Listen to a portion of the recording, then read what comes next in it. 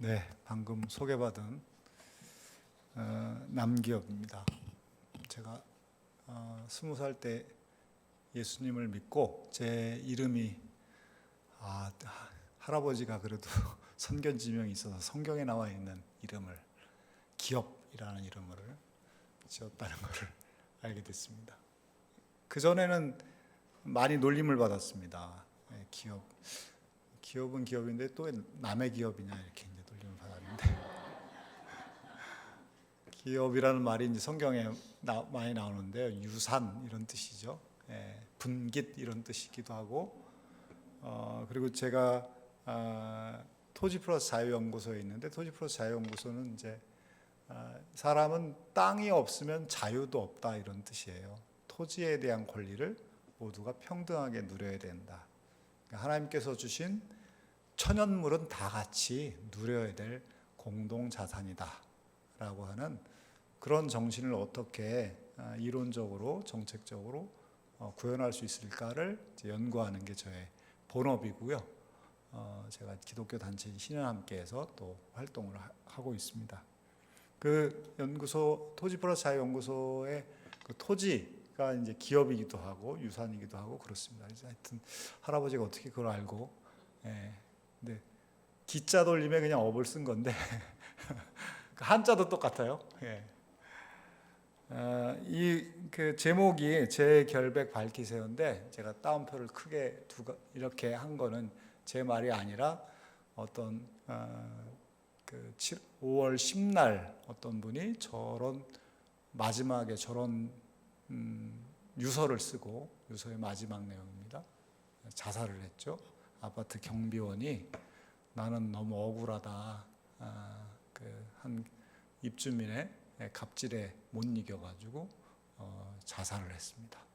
오늘 나눌 얘기 중에 하여튼 제가 아파트에서 활동했던 얘기를 주로 나누는데 아마 아파트에서 이러저러한 일로 종사하는 사람 중에 저런 마음을 갖고 있는 사람들이 꽤 있을 거다. 그 선상에서 고민하는 사람들이 이런 생각이 듭니다.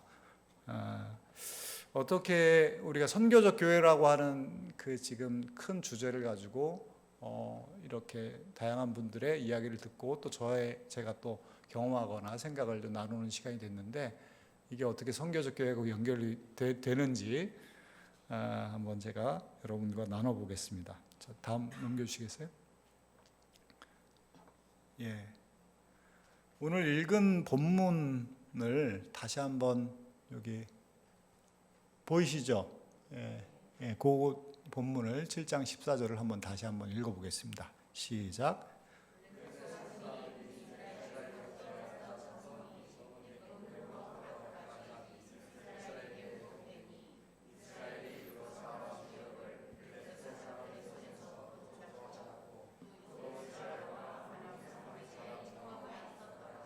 네. 저는 선교적 교회는 아모리 사람들과 함께 평화를 추구하는 것 그렇게 정의해봤어요. 구약에서 가장 위대한 선지자 그리고 위대한 사사 사무엘이 사사로 있었을 때 그 가나안의 원주민이었던 아모리 사람들과 평화롭게 살았다고 성경은 이렇게 증언하고 있습니다. 우리가 이제 여호수아나 이런 데 보면은 가나안의 원주민들을 그냥 숨 쉬는 건 싸그리 다 죽인 것 같이 표현되어 있지만 그건 당시에 독특한 표현 방식이고 아모리 사람들이 남아 있었고 그들과 함께 평화롭게 살았다는 거죠. 그러니까 하나님의 나라의 질서가 가나안에 편만하게 있었다는 겁니다. 그러니까 믿지 않는 사람들, 아모리 사람 중에서는 하나님을 신앙하는 사람도 있을 거고 신앙하지 않은 사람도 있었을 겁니다. 그런 사람들과 함께 평화의 질서, 하나님 나라의 질서를 사무엘이 만들어 갔다는 것이죠. 우리도 역시 세상에 나가면 그리스도인이 아닌 사람들과 대부분 만나서 도모를 하죠. 직장에 가면 다 그렇고 주로 만나는 사람들은 그렇습니다. 근데 우리의 고민은 그들에게 개인적으로 주님을 영접할 기회를 제공하고 그런 것도 우리에게 이제 고민이 되겠지만 어떻게 하면 하나님께서 말씀하신 질서를 내가 속한 공동체에 내가 속한 마을에 심을 것인가라고 하는 과제가 우리에게 있죠.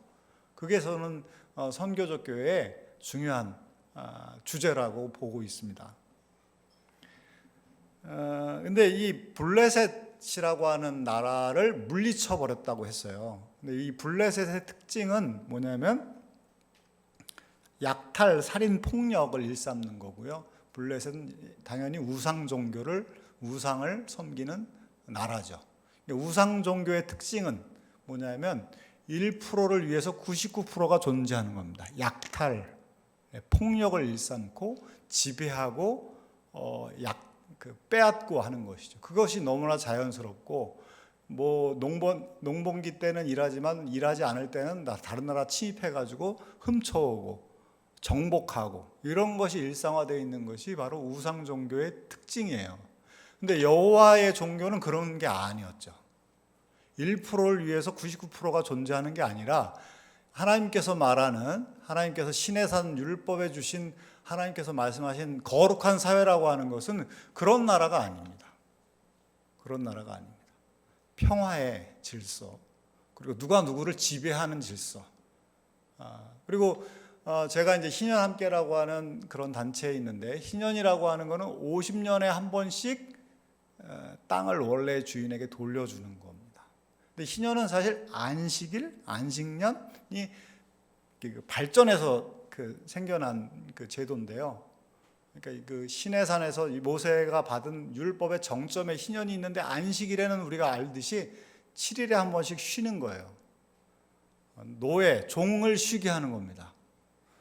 당시에 우상 종교에선 종을 쉬게 한다 이런 건 있을 수가 없는 일이에요. 종의 안위를 걱정하는 종교는 여호와의 종교가 유일했습니다. 7년에 한 번씩 종을 해방을 시킵니다. 그리고 해방할 때 그냥 풀어주는 게 아니라 충분히 먹을 것을 주어서 보내요. 뿐만 아니라 부채에서 탕감을 시켜줘요. 완전히 해방시켜줘요. 부채에서 자유롭게 되고 그 다음에 종에서 해방이 됩니다. 그리고 50년이 되면 원래 자기의 땅을 돌려받게 돼요. 자기 땅에 대한 권리가 다 있었습니다.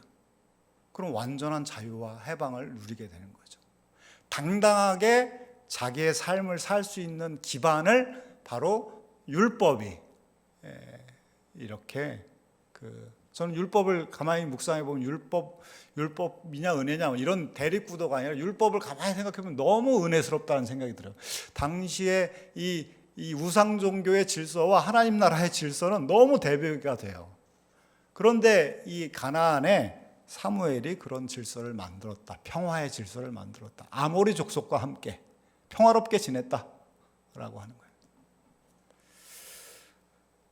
거예요. 이거를 어떻게 물리칠 수 있을까라고 하는 겁니다.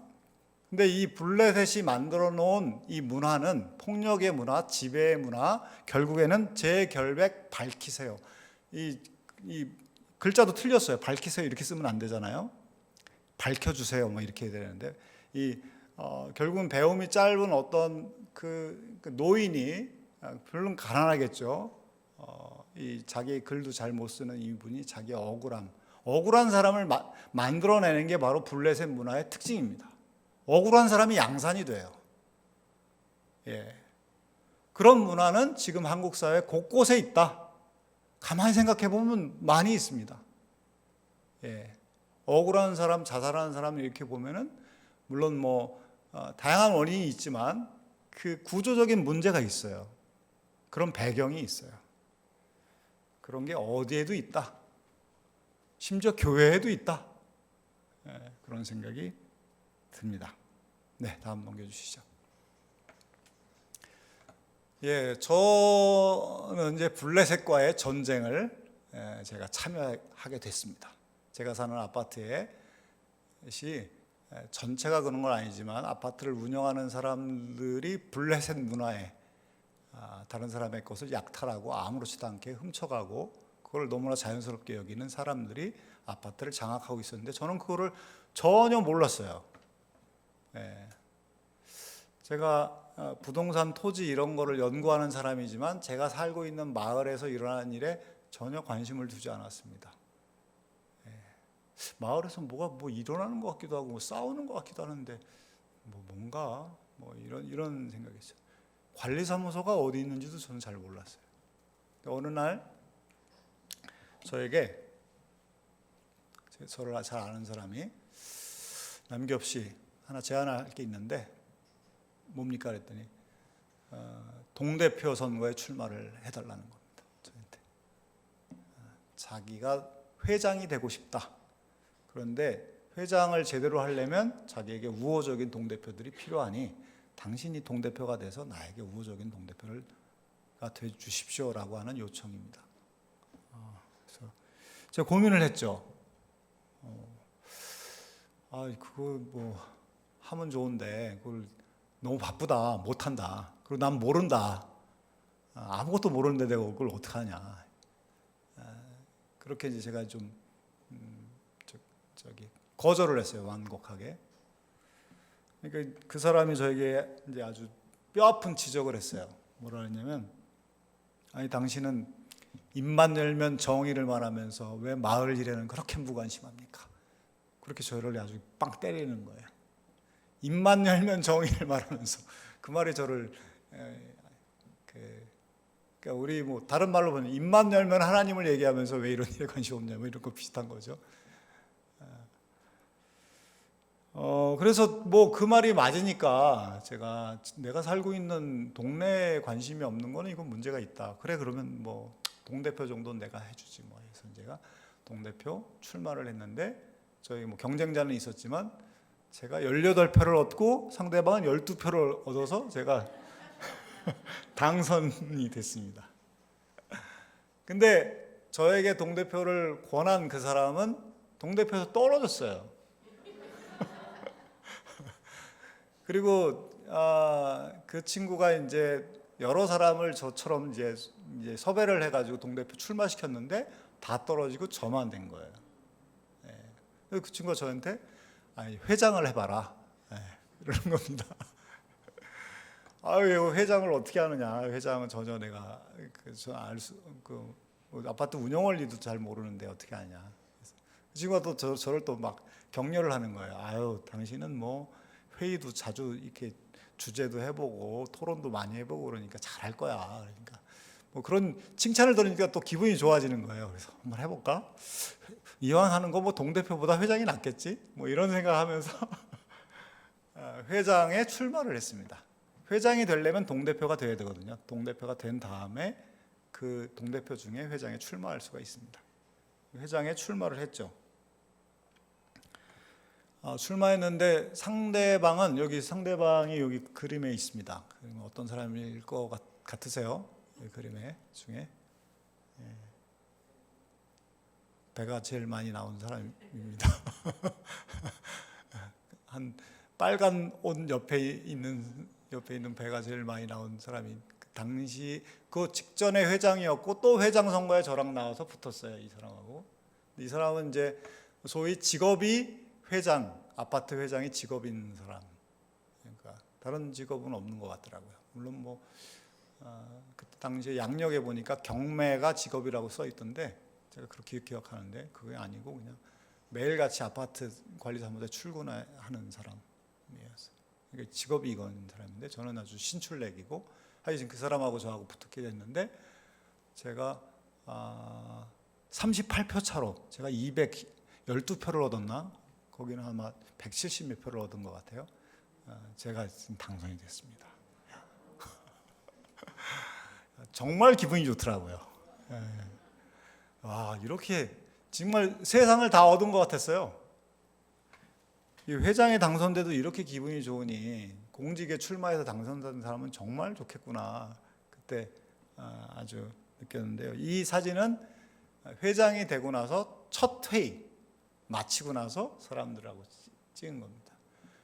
근데 이제 저에게 우호적인 동대표는 없었고 다 지금 가운데 이 배불룩 나온 저의 상대방이 데리고 온 사람들이 대부분의 동대표여서 저를 처음부터 저를 공격하면 어떡하지? 굉장히 노심초사하면서 첫 회의를 갔는데 첫 회의는 뭐 전혀 그런 그 느낌이 없었어요. 그래서 제가 또 뭐 유머러스게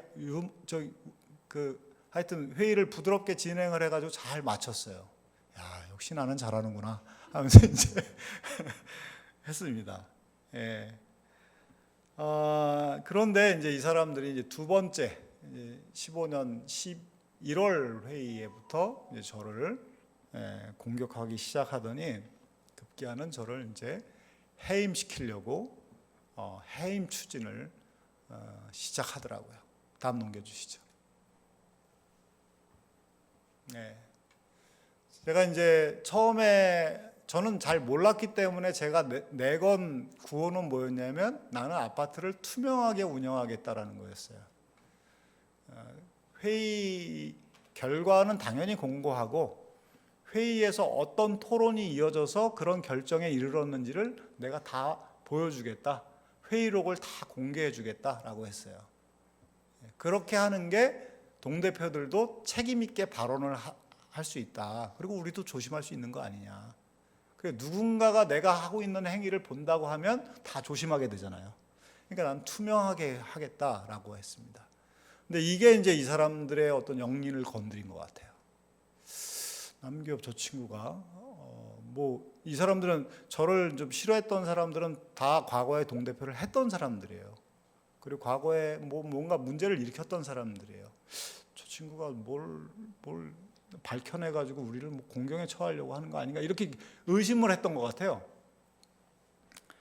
그래서 이 사람들이 이제 해임을 추진하려면은 해임 동의서를 주민들에게 받아가지고 선거관리위원회에게 제출을 해야 되거든요. 그러니까 아파트를 보면은 작은 나라하고 똑같아요. 세금을 내 가지고 국가가 운영이 되듯이 아파트도 관리비를 내서 운영을 하고 아파트 입주자 대표 회의라는 게 있고 그 의결기구인데 그게 지금의 국회와 행정부의 권한을 각각 가지고 있습니다. 또 관리사무소가 행정부의 역할을 좀 해요. 그리고 아파트는 선거관리위원회라는 것도 있어요. 그러니까 국가의 모든 그냥 작은 나라예요. 작은 나라예요. 예. 근데 이제 선거관리위원회에 해임 동의서를 남기업을 해임하려고 하는 거에 찬성한 사람이 196장을 이 사람들이 제출을 합니다. 회장 임기 시작한 지 3개월도 안 됐는데 했어요. 예. 그리고 또 이거를 그 사람들이 돌아다니면서 받은 것도 아니고 경비원들이 또 받으러 다녔어요. 경비원. 또 가짜도 많아. 그냥 가라로 써놓은 거예요. 아파트 이 관리사무소에 보면은 입주자 그 명부가 다 있으니까 그걸 보고 써는 거. 나중에 알고 보니까 관리사무소의 직원들, 관리소장을 비롯해서 일체 직원들이 전부 저를 자르려고 하는데 다 가담하고 있는 거예요. 적극적으로 기획을 하고. 예, 그 저항한 대가는 아주 혹독했습니다. 이 사진은 16년 1월 27일인가의 사진인데요. 제가 이제 가만히 있을 수가 없어서 피켓을 들고 아파트 정문에서 출근길에 저희 이렇게 들고 피켓팅을 하는 겁니다. 1시간 동안 7시부터 8시까지 피켓팅을 하고 이제 출근을 했어요. 저를 괴롭히고 쫓아내려고 하는 사람들은 하여튼 관리사무소에 늘 모여 있는 사람들이고 저는 하여튼 출근을 해야 했어요.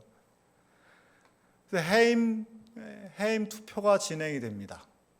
진행이 됐는데 결국에는 해임 부결이 많이 나왔어요. 제가 이런 것도 했고 그래서 그런지 그 사람들도 되게 해임하려고 해임 투표 과정 중에서도 부정이 저질러진 것 같은데 하여튼 막지를 못했어요.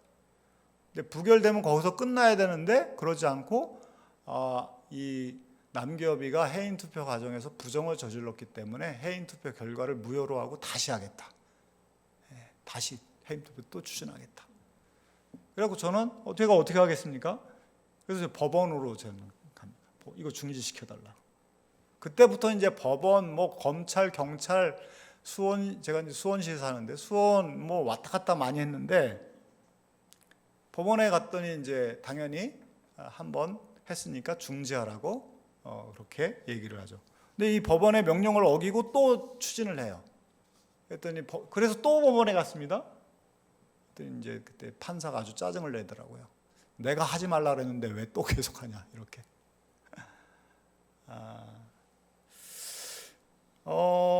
하여튼 이때부터 이제 고난이 시작이 됐는데요. 너무 괴로웠습니다. 그냥 저를 15번씩이나 저를 고소했으니까요. 경찰서, 저는 이제 민사와 형사가 명확하게 구분을 못했어요. 검찰과 경찰이 수사권을 가지고 따지고 있다는 걸, 기소권 갖고 따지고 있다는 걸 정확하게 이해를 못했어요. 근데 제가 피의자가 돼가지고 조사를 받고 저도 고소를 해보고 하면서 검찰과 경찰이 이렇게 움직이는구나, 민사와 형사가 이렇게 다르구나 라는 걸 비로소 알게 됐습니다. 처음에 뭐 경찰 조사를 받을 때는 너무 이게 두렵고 그렇죠. 무섭고. 그리고 경찰 수사관이 뭐 30대 초반에 있는 친구들이었는데 저보다 한참 어린 친구들에게 그냥 가만히 조용히 앉아가지고 또 뭐 묻는 말 대답하고 이러는 것도 너무 치욕스럽고 그랬는데, 나중에는 하도 많이 하다 보니까 뭐 익숙해졌는데, 이 사람들이 저를 이렇게 고소하고 이랬던 거는 제가 이제 괴롭히면 나가겠지라고 한 거였어요. 괴롭히면. 남교비가 무슨 돈을 밝혀서 여기 들어온 것 같지는 않고, 괴롭히면 나가겠지 뭐 제가 이제 안 나간 거죠. 2년 내내 저를 비방하는 글을 엘리베이터에다가 공고문에다가 붙여놨습니다. 저희 아내와 저희 아이들이 너무나 힘들어했죠. 그만하면 안 되냐고.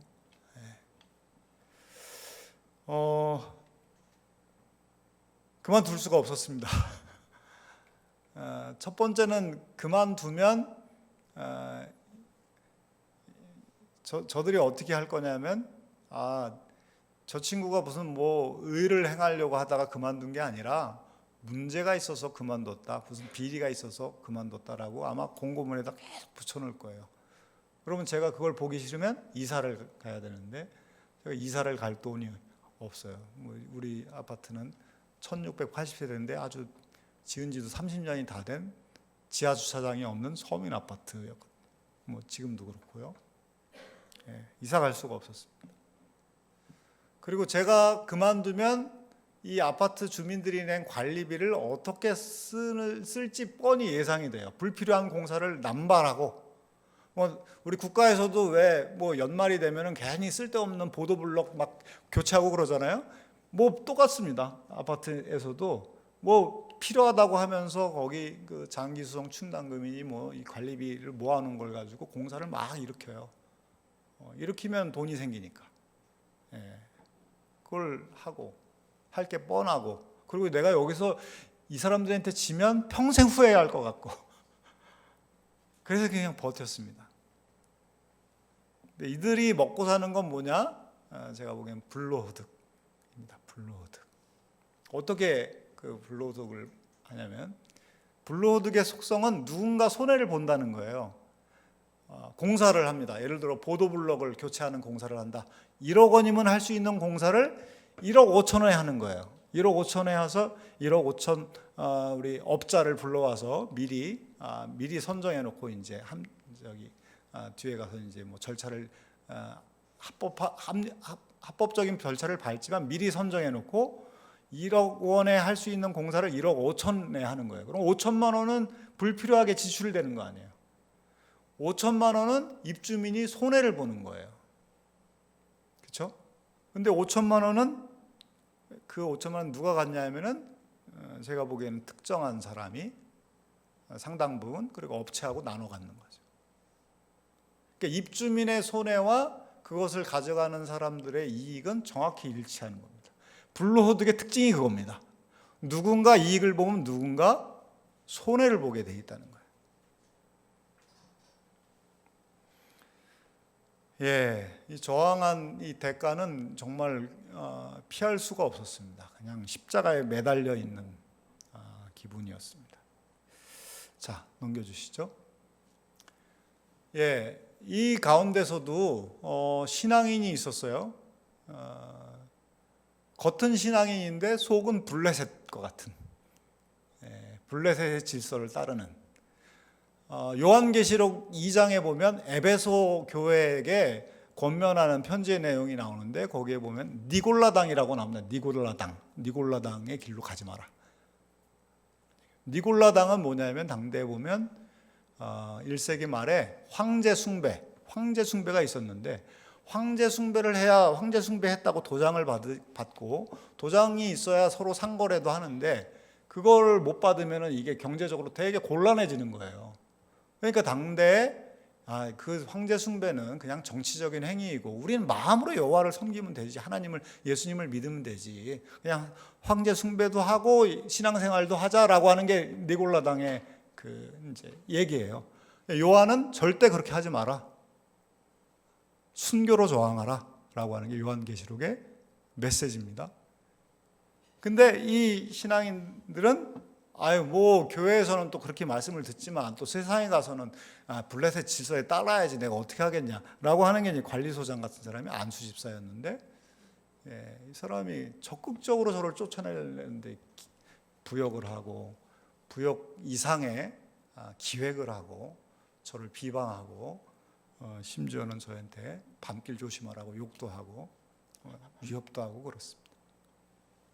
이 사람은 결국은 제가 사문서 위조라고 하는 걸로 엮어서 전과자를 만들어서 쫓아내 버렸습니다. 그리고 이제 목회자도 한 70이 넘은 순복음교회에 목회자도 있었는데, 이분은 회의하다 보면 한 달에 한두 번 회의하면은 그 저를 괴롭히는 동대표들이 온갖 욕설을 하고 야유를 하고 와서 저를 때리려고 하고 이러는 걸 보면서도 저한테 막 비방하는 얘기를 하는 분이에요. 참, 어떻게 저럴 수 있을까? 좀 무슨 뭐 밥을 많이 얻어먹었나? 뭐 저는 이해할 수가 없었는데 저렇게 무지할 수 있을까? 저런 분이 어떻게 목회를 할까? 하여튼 이해가 어려웠어요.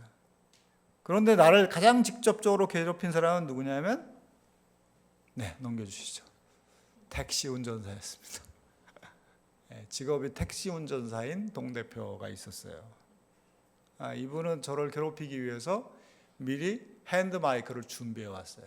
그래서 제가 무슨 발언, 회장으로서 무슨 회의 진행 발언을 하려고 하면 사이렌을 울렸어요. 그리고 자기가 발언을 할 때는 핸드 마이크 켜고 발언을 해요.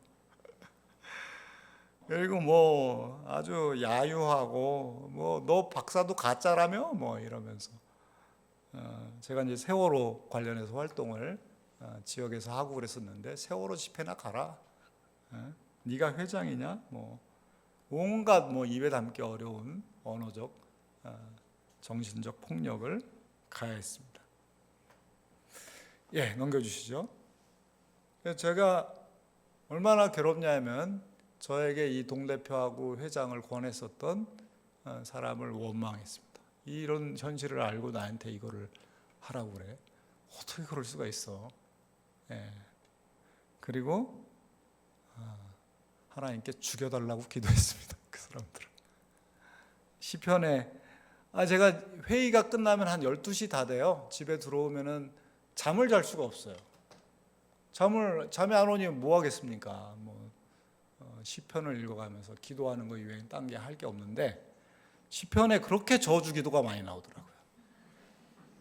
정말 은혜스러운 저주 기도가, 여기 보면 그의 자녀가 고아가 되고 그의 아내가 과부가 되게 해달라, 죽여달라는 거거든요. 그냥 죽여달라고 기도하게 되더라고요. 그러니까 회의 때 저를 이렇게 언어적으로 그냥 괴롭히고 와서 이제 주먹으로 때리려고 하고, 뭐 제가 또 지나가면 등짝을 저를 후려치기를 하나, 뭐 하여튼 별짓을 다 하는데, 그냥 뭐 총이 있으면 그냥 쏴 죽이고 싶은 그런 충동이 들어요. 이렇게 괴로운 그 일상을 하여튼 1년 반 정도 제가 보냈는데, 그러면서도 이제 좀 놀라운 체험이 하나 있었습니다. 하나는 뭐냐면 제가 다니는 교회 그 이제 저기 성균관대역 근처에 있는 수원성교회라는 곳을 다닙니다. 거기서 제가 주일마다 저 같이 피켓을 드는 분들이 있어요. 오늘날 이제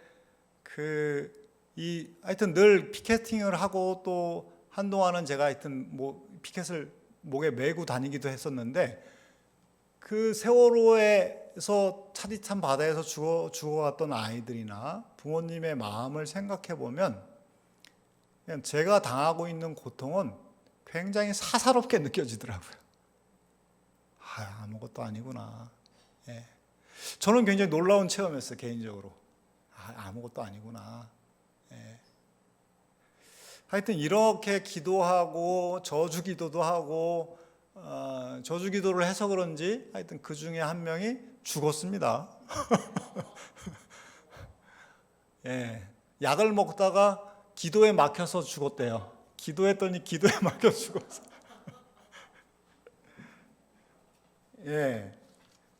이렇게 그럼 제가 이제 이 블레셋과 당하고만 있느냐? 저도 이제 공격을 해야 되지 않습니까? 그 입주민들과 함께 제가 이렇게 공격을 했는데요. 이 사람들이 과거에 저질러 놓은 거를 비리를 밝혀내기 위해서 수원시에 감사를 청구합니다. 그걸 주민들 동의 30%를 받아야 되거든요. 감사 청구 토요일 날 제가 이제 직장 토요일 날 안 가니까 토요일 날 이 파라솔을 저기 주민센터에서 빌려가지고 지나다니는 주민들에게 사인해달라고 해서 함께 그 사인을 받았어요. 입주민들이 저를 도와줬죠. 저를 불쌍히 여긴 입주민들이. 다음 넘겨주시죠. 아모리 사람들이 저를 많이 위로해 줬습니다. 평화를 지향하는 아모리 사람들이.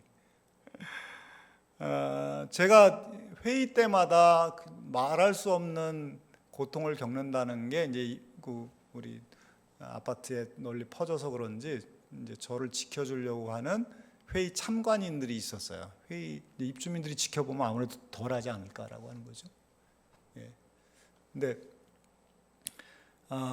참관을 했는데 그것도 참 나중에는 소용이 없게 됐는데 그 참관인들도에게 야유와 욕설을 퍼부어가지고 그 사람들이 질려버려갖고 그냥 가버리더라고요. 나중에는 그 입주민들이 저에게 위로의 문자를 보내주기도 했습니다. 혼자 있게 해서 미안하다고, 정말 미안하다고. 그리고 우리 그 아파트에서 저를 적극적으로 도와준 사람들은 역시 우리 아파트 주민 중에 이렇게 세월호 참사 진실 밝히기에 이렇게 행동을 한 분들이 있었는데 저를 또 열심히 그분들이 서명 받는 것도 도와주고 그랬었습니다. 그리고 제가 아파트 활동을 하면서 느낀 거는 뭐 사회적으로는 진보, 보수, 뭐 좌다, 우다 이렇게 나누는데 그 마을 안에서는 그런 개념이 거의 불필요하더라고요. 그러니까 상식과 몰상식으로 이렇게 딱 구분이 돼요. 그러니까 보면 금방 구분이, 그러니까 진보와 보수니 좌나 우니 이런 일정한 뭐 학습도 필요하고 또 경험도 필요하고 다양한 하여튼 뭔가 축적이 돼야 되는데 아파트에서 일어나는 일은 딱 보면 저놈이 나쁜 놈이네. 저게 제가 잘못했네. 이게 금방 알아볼 수가 있거든요. 한번 뭐 회장 해임 투표를 해서 그게 부결났으면 그만둬야지. 그게 상식이지. 왜 또 해? 그 중에 한 분이 이제 30년 경찰 생활에다가 은퇴한 분인데 이분은 저랑 뭐 사회의식이 정반대였어요. 근데 저를 가장 앞장서서 도와줬어요. 제가 이제 뭐 고소장 쓰거나 법원에 제출할 서류, 이분이 뭐 경찰 생활 오래 했으니까 어떻게 써야 되는지 저한테 알려주고 직접 써주기도 하고, 그리고 저런 놈들하고 상대할 때는 이런 말은 하면 안 돼. 이렇게 말을 해야 돼. 뭐 저한테 코치도 많이 해줬습니다. 이런 사람들의 제가 이런 활동을 하면 전혀 만날 수 없는 분들을 이렇게 만나서 함께 어려움을 극복을 해서 다음에는 이제 블레셋을 격퇴합니다.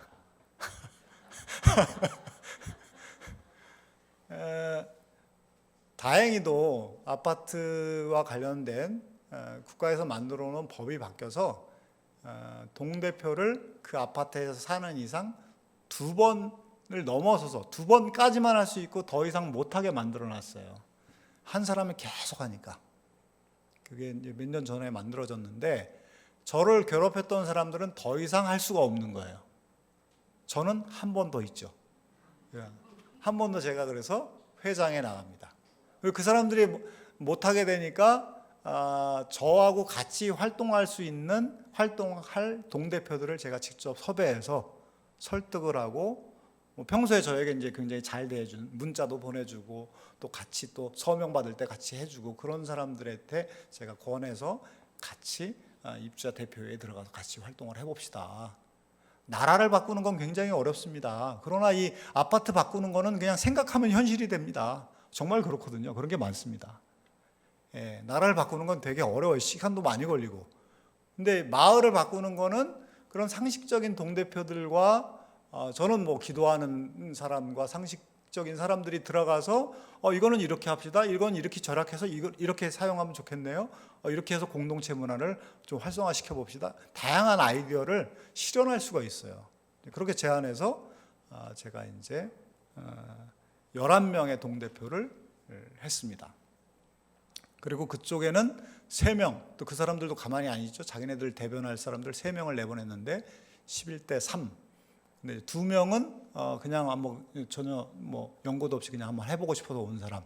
그 2명은 첫 번째 회의 지나고 바로 또 저한테 우호적으로 바뀌었어요. 그러니까 13대 3이 된 거죠. 그래서 이제 제가 원하는 방향대로, 구상한 대로 협의하면서 이끌 수 있게 됐습니다. 자, 넘겨주시죠. 이게 이제 2번째 회장이 돼서 회의하고 찍은 사진입니다. 이렇게 제가 하여튼 섭외해서, 특히 젊은 친구들이 꽤 많습니다. 섭외해가지고 같이 이제 동대표 회의를 이끌어 가게 됐습니다. 격퇴를 하고. 자, 넘겨주시죠. 제가 그냥 있을 수 없고, 그런 잘못된 구조와 문화는, 블레셋의 질서는 그냥 한 사람이 좌지우지하는 게 아니고요. 그것도 하나의 질서이기 때문에 여러 가지 분업 체계를 가지고 있어요. 분업 체계는 관리사무소의 직원들이 거기에 적극 협력하기 때문에 가능한 거거든요. 그 협력하는 사람을 합법적으로 내보냈습니다.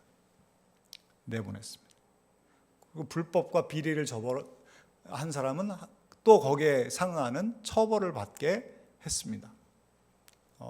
돈을 횡령한 사람, 그런 사람은 그거를 이제 다시 이제 토해내게 만들고, 그런 절차를 밟아 나갔죠. 그리고 이제 회의하고 있는 거를 동영상을 찍어서 누구든지 볼 수 있게 했습니다. 그래야 우리도 조심하게 되니까. 이렇게 새로운 문화를 만들어요. 그러니까 사무엘이 만드는 평화의 문화를 제 나름대로 만들려고 하나하나씩 시도해봤는데요. 자, 넘겨주시죠. 그 중에 하나가 이 젊은 엄마들하고 했었던 놀이터 개선위원회 사업이에요.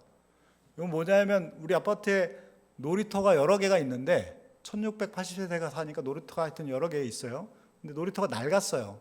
놀이터 그네가 이렇게 쇠줄이라고 해서 좀 위험하기도 하고, 그런 거에 대해서 고쳐달라고, 큰 돈이 들지는 않지만 고쳐달라고 하는 민원이 굉장히 많았는데, 그거를 우리 동대표들이 고민해가지고 고쳐주거나 아니면 관리사무소 직원들이 알아서 고쳐주거나 하는 건 한계가 클 것 같더라고요. 그래서 저는 우리 동대표나 관리사무소가 직접 하는 것보다 주민이 직접 참여해가지고 하는 거를 하고 싶었어요.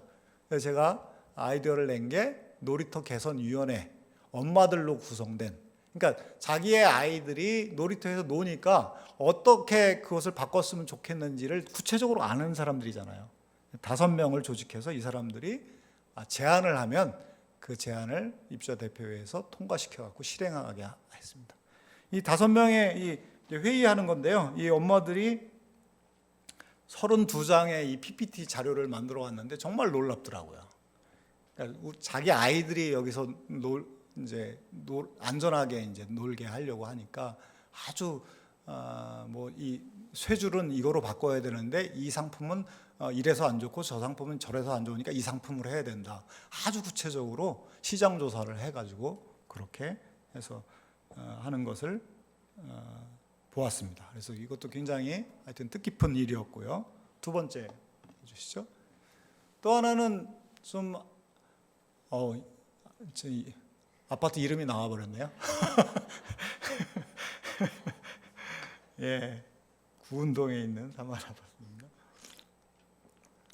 또 하나는 이제 아파트는 과거로 돌아갈 수 없다. 우리는 새로운 문화, 새로운 질서를 만든다라고 하는 걸 대내외적으로 공표하기 위해서 제가 이제 수원시에 수원시정연구원이라는 데가 있어요. 저희 아파트에서 가까운데 거기에 제안을 했어요. 우리가 마을 학교라는 걸 하고 싶다. 근데 당신들이 돈 좀 대달라. 지원 좀 해달라. 했더니 이 시정연구원이라고 하는데도 이런 사업을 하고 있더라고요. 그래서 되게 좋아하고 그렇지 않아도 우리도 그런 걸 하고 싶었다라고 하면서 재정 지원을 받아가지고 학교를 열었습니다. 어떻게 하면 마을을 건강하게 만들 수 있을까? 이런 학교를 열고 주민들이 모여서 다양한 의견을 나누는 이거를 통해서 엄청난 변화가 일어나지는 않았습니다. 그러나 이런 새로운 문화가 만들어지고 있다라고 하는 것을 저는 그냥 보여주고 싶었어요. 이제 과거로 안 돌아간다라고 하는 거를. 자, 또 하나 보여주시죠. 예, 이거는 뭐냐면 이제 우리 아파트도 이제 금요일 날 되면 알뜰 시장이라는 걸 열었는데 거기에 이제 무허가 조리 업체들이 들어와서 장사를 했거든요. 무허가가 수원시에서는 그거를 이제 엄금했어요. 엄격하게 금했어요. 이제 허가를 받지 않은 사람들이 조리해 가지고 판매하는 걸 금했어요. 근데 그 해 2018년도에 청년들이 하는 푸드 트럭은 가능하다라고 하는 조례가 통과됐습니다.